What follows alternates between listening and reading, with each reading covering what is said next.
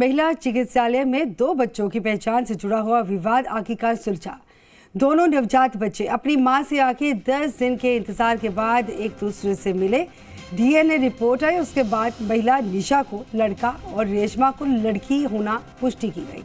इसके बाद शनिवार देर रात दोनों बच्चों को पुलिस की मौजूदगी में सुपुर्द कराकर अस्पताल से घर भेज दिया गया। दरअसल महिला अस्पताल में 1 सितंबर से जो निशा और रेशमा की डिलीवरी के दौरान जो मामला सामने आया था, खासा गरमाया हुआ था। अस्पताल स्टाफ की लापरवाही के चलते बेटा और बेटी की अदला बदली हो गई थी और इसमें निशा को लड़की और रेशमा को लड़का बताया गया।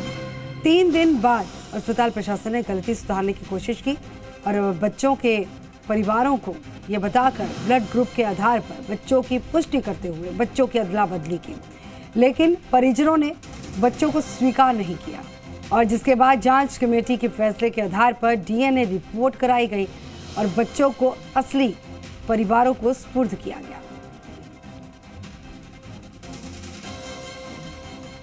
इस पूरे मामले को लेकर यह भी बता दें कि अस्पताल प्रशासन ने अभी तक इस घोर लापरवाही पर कोई कार्रवाई नहीं की है। अधीक्षक डॉक्टर अर्चा वर्मा ने यह भी कहा कि जो हमने तय किया था वही रिपोर्ट में मिला है और मानवीय भूल थी ये, और जिस कर्मचारी से ये गलती हुई है और वहाँ से दूसरी जगह लगा दिया गया उसे, और इस लापरवाही को लेकर कमेटी ने भी सतर्क रहने और दोषी पर कार्रवाई करने के निर्देश दिए थे ताकि भविष्य में इस तरह की कोई गलती ना हो, लेकिन अभी तक कोई कार्रवाई नहीं की गई।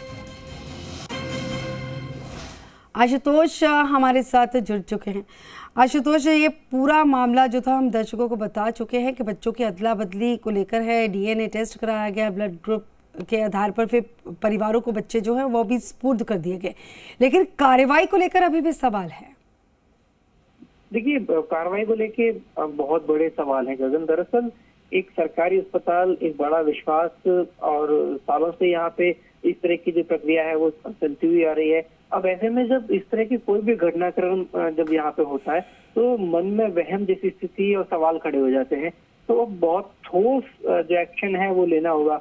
अस्पताल प्रशासन ने अपनी गलती तो मान ली है, स्टाफ की गलती तो मान ली है, लेकिन सिर्फ गलती मान लेने से इसके अंदर जो पब्लिक है, जो लोग हैं, उनमें एक मैसेज नहीं जाएगा कि आगे ऐसी कोई गलती नहीं होगी।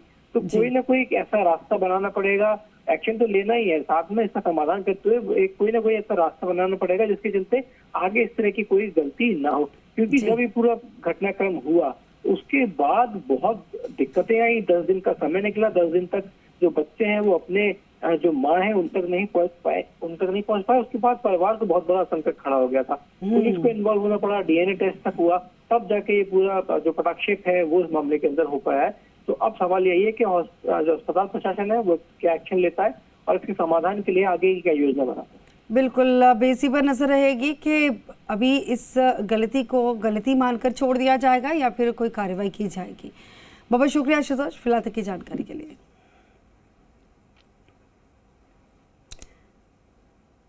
चूरू के सुजानगढ़ तहसील के गांव कानूता के पास विशेष टीम